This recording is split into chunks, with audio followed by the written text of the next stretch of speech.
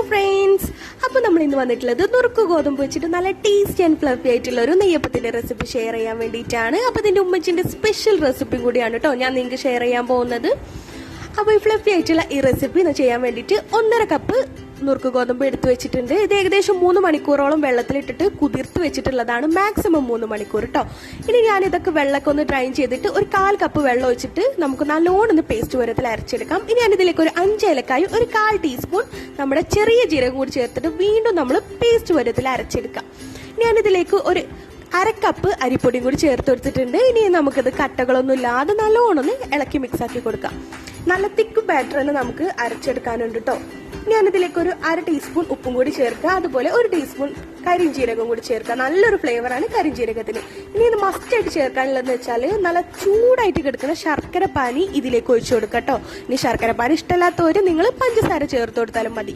പിന്നെ നിങ്ങൾ ശ്രദ്ധിക്കാൻ എന്തെന്ന് വെച്ചാൽ നല്ല തിക്കായിട്ടുള്ള ബാറ്റർ തന്നെ വേണം, അപ്പോഴാണ് നമ്മുടെ മാവ് കറക്റ്റായിട്ട് റെഡി ആയി കിട്ടുള്ളൂ. ഞാനിതിലേക്ക് അല്പം സോഡാപ്പൊടിയും കൂടി ചേർത്തിട്ട് വീണ്ടും മിക്സ് ആക്കി കൊടുക്കുകയാണ്.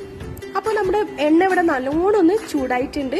ഞാനിതിലേക്ക് നമ്മുടെ ബാറ്റർ ഒഴിച്ചു കൊടുക്കുകയാണ്. നല്ല തിക്കായിട്ട് തന്നെ നമ്മുടെ ബാറ്റർ ഇരിക്കണം, അപ്പോഴാണ് നമ്മുടെ നെയ്യപ്പത്തിന് നല്ല കറക്റ്റ് ഷേപ്പും അതുപോലെ ഉള്ളിൽ നല്ല നാര് പോലെയൊക്കെ ഇരിക്കാന്നൊക്കെ പറയില്ലേ, അതിനാണ് നമ്മൾ നല്ല ചൂടായിട്ടുള്ള ശർക്കര പാനി ഒഴിച്ചത്. അതുകൊണ്ടാണ് ചൂടോടെ തന്നെ അത് ഒഴിക്കണം എന്ന് പറഞ്ഞിട്ടുള്ളത് കേട്ടോ. പിന്നെ ഇതിന്റെ മുകളിലേക്ക് ഇങ്ങനെ എണ്ണ ഇങ്ങനെ തൂയി കൊടുക്കുമ്പോൾ നല്ലോണം ഒന്ന് പൊന്തി വരും കേട്ടോ. അപ്പൊ ഇങ്ങനെയൊക്കെ ഒന്ന് ചെയ്ത് കൊടുക്കാം.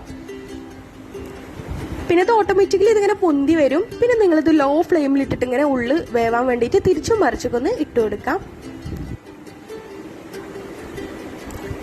അപ്പൊ നമ്മുടെ നെയ്യപ്പം ഇവിടെ റെഡി ആയിട്ടുണ്ട്. അപ്പൊ നമുക്കിത് സൈഡിലേക്ക് മാറ്റി വെക്കാം. അപ്പൊ നമുക്ക് ബാക്കി ബാറ്ററും കൂടി ഇതിലേക്ക് ഒഴിച്ചിട്ട് നമുക്ക് ബാക്കിയുള്ളതൊക്കെ ഒന്ന് തയ്യാറാക്കി എടുക്കാം കേട്ടോ. പിന്നെ നിങ്ങളിത് ചീനച്ചട്ടേനെ ഉപയോഗിക്കാം കേട്ടോ. പാനിലൊന്നും ഇത് ചുട്ടെടുക്കാൻ ശ്രമിക്കരുത്, അപ്പൊ നമുക്ക് നെയ്യപ്പത്തിന്റെ കറക്റ്റ് ഷേപ്പ് കിട്ടില്ല. ഇങ്ങനെ മുകളിലേക്ക് എണ്ണ ഇങ്ങനെ തൂക്കി കൊടുക്കുമ്പോൾ നല്ലോണം പൊന്തി നല്ല ഫ്ലഫി ആയിട്ട് തന്നെ നമുക്ക് നമ്മുടെ നെയ്യപ്പം റെഡി ആയിട്ട് കിട്ടും. പിന്നെ ഈ റെസിപ്പി ഒരിക്കലും ഫ്ലോപ്പ് ആവില്ല കേട്ടോ. അത്രക്കും സോഫ്റ്റ് ആയിട്ടുള്ള നെയ്യപ്പം തന്നെ നമുക്ക് റെഡിയാക്കാം ഈ നുറുക്ക് ഗോതമ്പ് വെച്ചിട്ട്. ഒരിക്കലും ആരും നുറുക്ക് ഗോതമ്പ് വെച്ചിട്ടാണ് ഈ റെസിപ്പി നിങ്ങൾ ചെയ്തിട്ടുള്ളതെന്ന് ആരും പറയില്ല.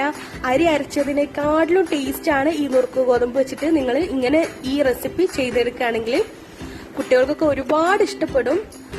അപ്പൊ നമ്മുടെ ബാറ്ററൊക്കെ തീർന്നിട്ടുണ്ട്. നമ്മുടെ നെയ്യപ്പം ഇവിടെ റെഡി ആയിട്ടുണ്ട് കേട്ടോ. ഈ ഒരു 1.5 കപ്പ് നുറുക്ക് ഗോതമ്പ് വെച്ചിട്ട് നമുക്ക് ഒരു 8-10 എണ്ണൊക്കെ ഉണ്ടാക്കിയെടുക്കാൻ പറ്റും. അപ്പൊ ഞാനിപ്പോ അത്യാവശ്യത്തിന് വേണ്ടിയിട്ട് ഒരു ചെറിയ പാത്രത്തിലേക്ക് ഇട്ട് വെച്ചിട്ടുണ്ട്.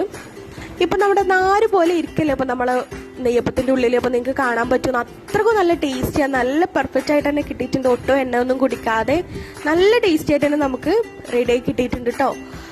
അപ്പോൾ ഇന്നത്തെ റെസിപ്പി നിങ്ങൾക്ക് ഒരുപാട് ഇഷ്ടപ്പെട്ടു എന്ന് കരുതുന്നു. അപ്പോൾ അതിനായിട്ട് ഈസി റെസിപ്പി കാണാൻ നിങ്ങൾ ഫർവീൻസ് കിച്ചൺ ഫോളോ ചെയ്യുക. Thanks for watching.